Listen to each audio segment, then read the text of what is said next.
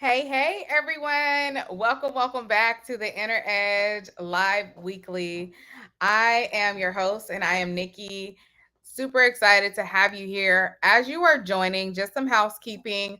Go ahead and drop where you're tuning in from, right? And also share with me one word how your past week was, or let's just talk about one word how August has been for you so far. Let's just go there, okay? We're getting ready to enter into the second week of August. Share with me one word when you're thinking about your team, whether if it's ecstatic, whatever it is, go ahead and share. For me, the one word that comes to mind for me is focus. I have been very intentional about my time. I am getting better at making sure that I am maximizing and being intentional about where I am putting my energy. And so it has been such a breath of fresh air, letting my team do their thing while I am doing mine. And that is really what's been, in the back of my mind for me lately. And while we have a couple more folks that actually are joining us, I am going to ask you to rate yourself, right? So if you had to rate your workplace relationships right now on a scale of 1 to 10, of these are the team, this is the team that I can literally go to the moon and beyond and get things done with, rate it on a scale of 1 to 10 and drop that number in the chat. There is no judgment zone here. I remember, actually, I would say about a year ago, um, I was probably at about a 3 to 5, right? And I'm going to be honest with you, a lot of it was me and the skill sets that I had that really pertain to that. And so today I will definitely say it is a 10. 10 out of 10. I love my team. We have created a very centric vibe, and I'm just highly grateful. And it really comes to a lot of the core values that we train on. And I've actually turned to my inner team because sometimes we train and we develop other people, but sometimes we forget about ourselves or the people around us, right? So once I started applying the same strategies that I teach other teams, it really has taken our company to a whole nother level. And what I love is that no matter where you're at on the scale, there's always room to grow. So don't feel bad if you're at a 1 today, but just don't leave it there. Let's figure out exactly how to get to that next spot.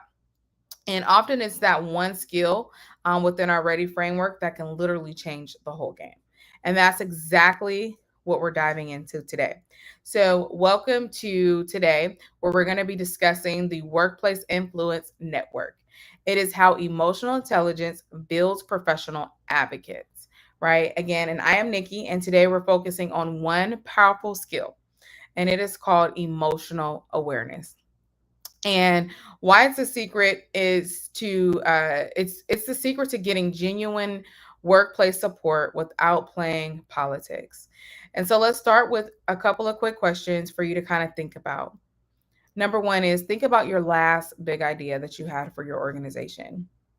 Did you get instant support, or did you feel like a battle?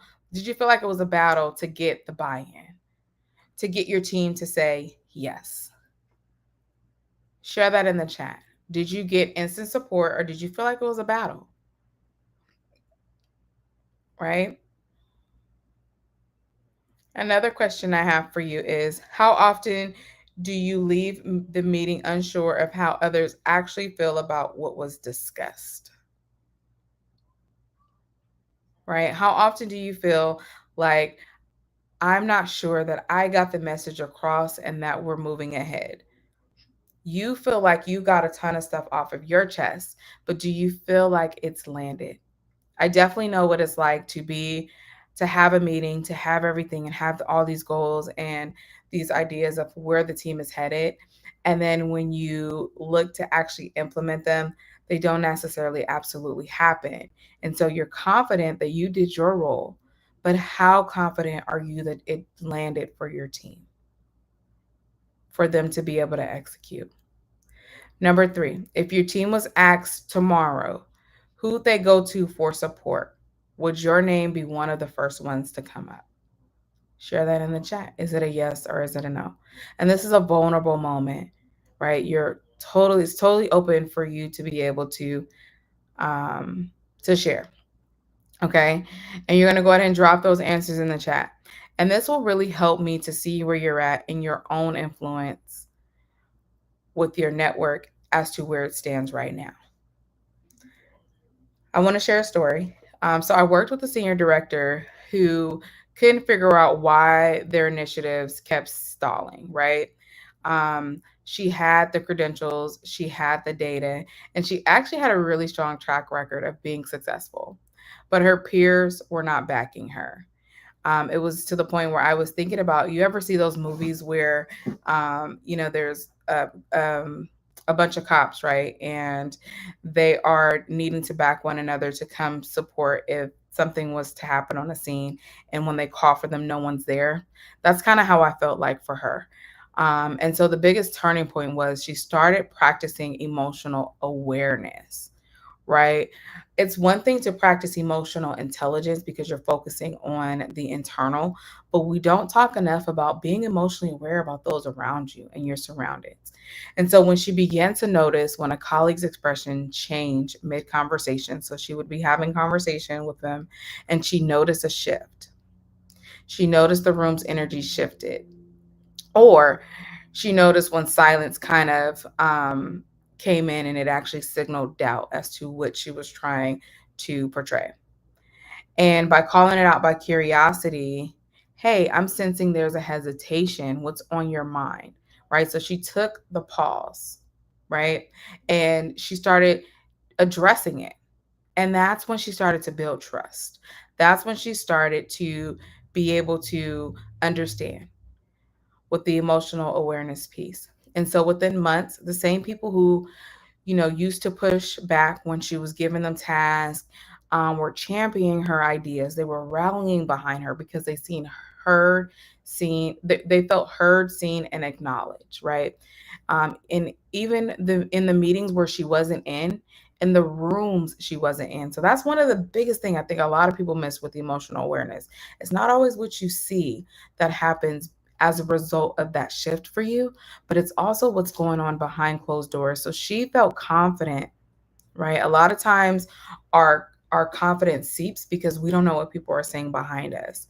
And it really comes with us. And once she realized emotional awareness was in play and she was able to confidently say, hey, you know what? I did all I can and I've connected with them and I've addressed their issues. She knows that they're confidently speaking of her. And not shortly after, she actually received a promotion. And so, thinking about those things, why emotional awareness builds advocates, right? I'm going to give you a real quick lesson on understanding this. So, you respond to what's really going on, not just the words of being spoken.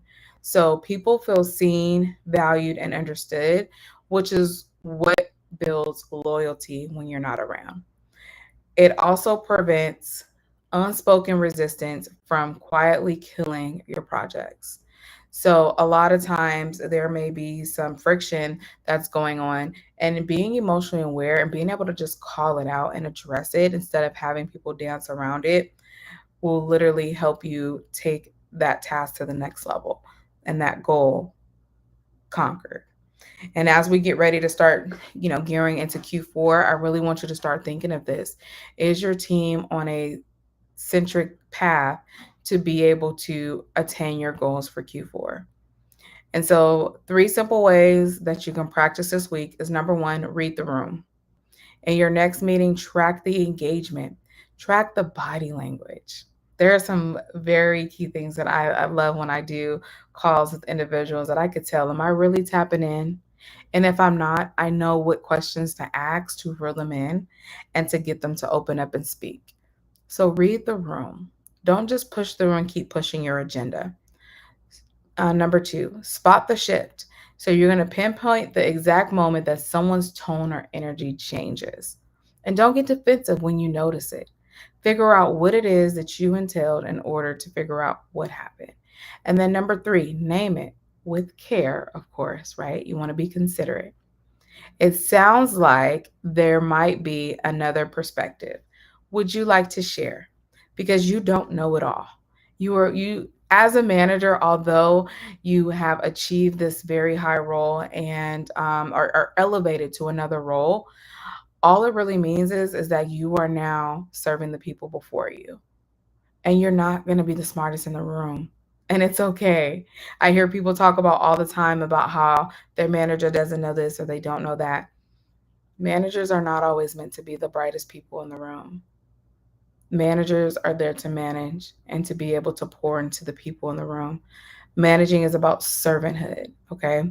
And this isn't about overanalyzing. It's not about picking up on the cues most leaders miss and responding in a way that makes people feel respected and understood. I'm sorry, this isn't about overanalyzing. It is, I'm sorry, about picking up on the cues most leaders miss and responding in a way that makes people feel respected and understood. So that is the goal, right? And your challenge this week is to choose 3 interactions and focus on emotional awareness. No persuading, no problem solving, just noticing and naming what's happening. And also making sure that you're naming it in a respectful way.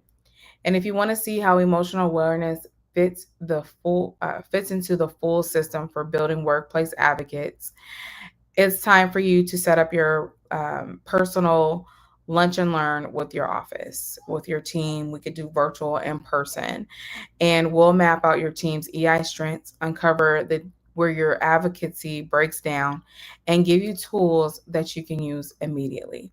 This isn't theory; it's practical. It's results driven. It's a results driven session tailored to your team. It's not a sales pitch, it's a strategic conversation about how to make your workplace one where people genuinely want to support each other's success. And so, workplace influence isn't about politics, right? It isn't built on politics, it's built on emotional connection. As I shared last week with ABC, always be connecting. When you can read the emotional room, you don't have to fight for other people's buy-in. People offer it generously, right? And I want you to practice this skill this week, right? And then share what you notice. Feel free to slide in my DMs and share what you notice with your teams, and watch how your workplace relationships kind of start to shift, even the ones that you there may be a little bit of friction with. And I want to also invite you to our info session so you can learn about our personalized lunch and learns that we can have with your office or with your team. We have them right after this. So you go to eiready.com and /info. So INFO. If you are on this, if you have registered for this Inner Edge Live Weekly, you will already have an invitation in your email, so you could go ahead and check it out. If you're not on our email list, you can definitely join us by taking the EI Ready quiz, and go to eiready.com /quiz. eiready.com /quiz, and you can kind of see where you land on. And then you'll also get a private invite to our info sessions where you can learn more about how we can help your team. And workplace influence isn't built on politics. Just remember that, okay? It's built on emotional connection. And I want to leave you with that again. Always be connecting. ABC.